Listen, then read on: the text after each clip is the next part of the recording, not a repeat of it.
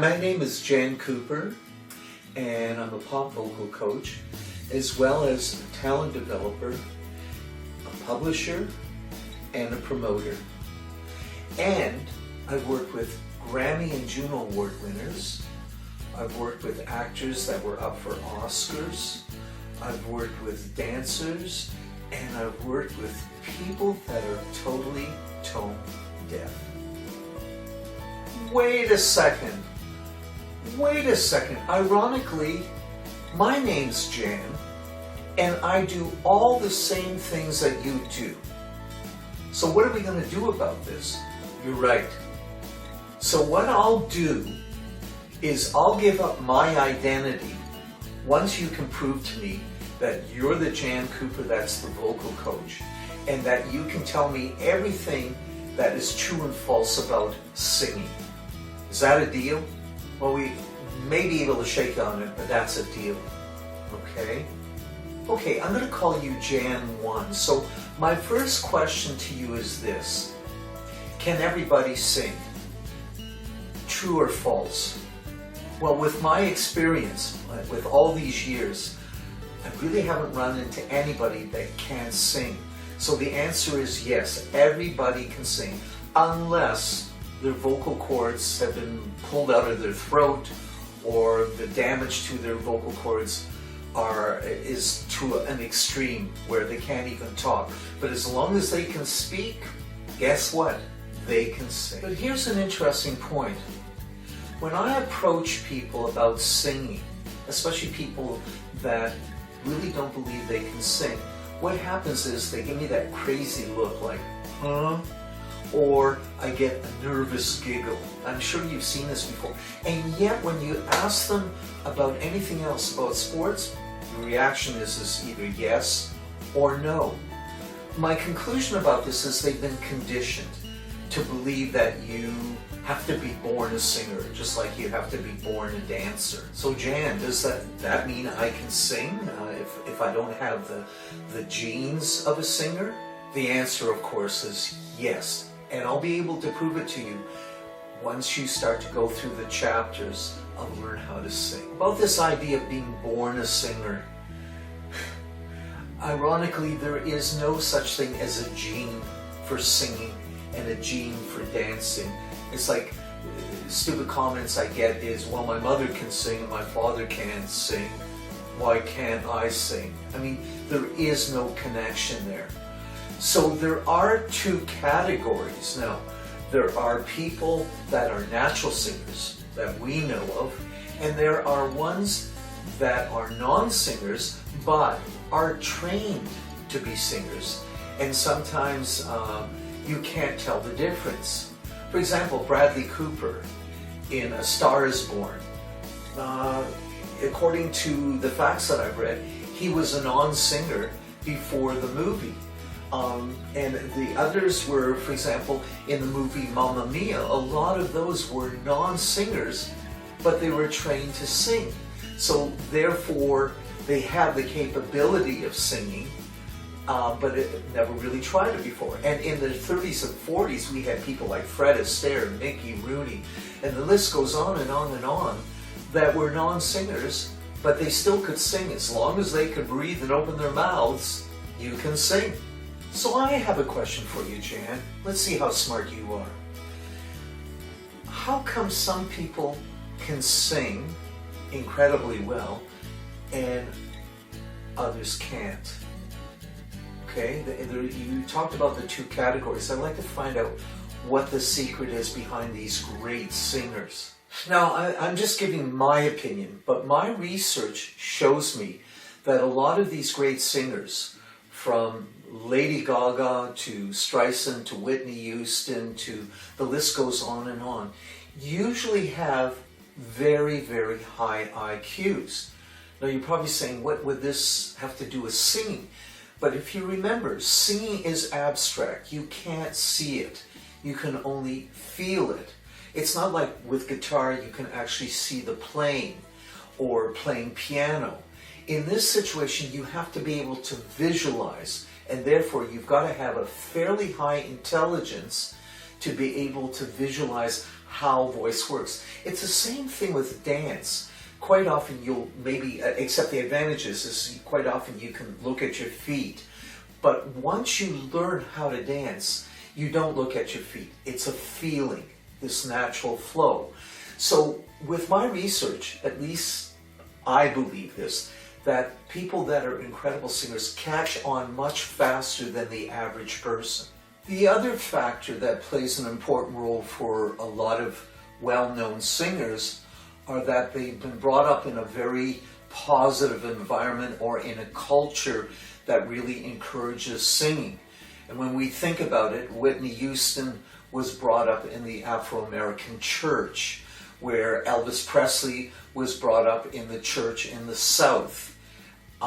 So quite often it is based on your environment. I know myself growing up, my mother encouraged me to sing, and also when I was a child she used to put me near the radio, although ironically she could not sing. It was my father that was the actual singer, but he didn't encourage it. He wanted my brother and I to become athletes because he thought that the arts was more of a feminine thing.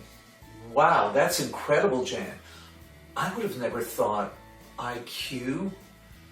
I don't know what I was thinking. Oh, that shows you that my IQ isn't that high at this point. But anyways, IQ. Wow, thank you. Jan, my question to you is, why do you believe a lot of people are afraid to sing? You know, they break out into a sweat or they give excuses. I mean, the list goes on. And I'm sure you've seen these excuses. Over the years, I've discovered that a lot of these people that are afraid to sing are carrying a lot of baggage. Now, what do I mean by that? They were brought up maybe with a dysfunctional family where when they would go to sing, they were told to shut up by a mother or a father. Or when I ran into one student who had joined a choir and the choir master was rude and said, you better find another occupation. So I quite often think that the environment, again, the environment plays an important role. And so they're afraid to make mistakes, or they come from, I run into especially students that come to me that are perfectionists and are afraid to show their human fallibility. And yet, that's how you learn anything, whether it be singing, dancing, acting, whatever. Quite often, you've got to not think that you can do things perfect. We can try to reach that goal, and all of us try that. But I always use the joke, well, when did you take on the role of God? You know, because that's how we see perfection, which we're right to see it that way. But it's a situation that through making mistakes, that's how we become better in whether it be singing or dancing, whatever. But again, it goes back to what kind of baggage we're carrying. You know what, Jan? I'm getting the idea that singing is not just opening your mouth and singing, but it has a lot to do with how you feel about yourself, this point about confidence. And I'm really looking forward to seeing how you bring this out with students. Jan, I have another question, and it's been bothering me. I've heard this word tone deafness over and over again, and I'm just wondering, is it like a disease? Can it be cured? I mean, people say that if you're tone deaf, you can't sing a note. Well, first of all, tone deafness is not a disease. Thank God. We've got enough diseases around. And is there a cure? Of course there's a cure. But what does tone deafness mean is literally a person cannot hear certain sounds. They don't know what pitch is. And so right off the bat, people think they're deaf. No, they haven't been conditioned to hear certain sounds. So how I developed this technique was very simple. If you tell a person to take a breath, open their mouth and sing ah, they'll go ah or ah. They've got a note. Right off the bat, that is the beginning of the cure for this crazy journey for them. That means I turn to them and I say, that's your note. And I get them to repeat it over and over again. And it's what we call classical conditioning, or what we used to call brainwashing, until the brain picked up that note. Suddenly what happens is then we go from one note to a second note, but we tell them to take a little more breath and adjust the jaw. This is to deal with my technique. Then we go one note, two notes, one note, two notes, then three notes. By the end of the hour, if they're really concentrating, I sometimes have had students do 8 notes. And what happens right off the bat? They start the miracle of confidence. They start to gain the idea, oh my gosh, I really can sing. And that in itself leads them to now wanting to sing songs. So then we do the same thing over again, where it's repetition, repetition. First we start only with a verse. They have to do it 3 or 4 times correctly, then I believe them. Then we go to the chorus. So it's breaking things down into sections. So suddenly they realize, hey, there is no such thing as tone deafness.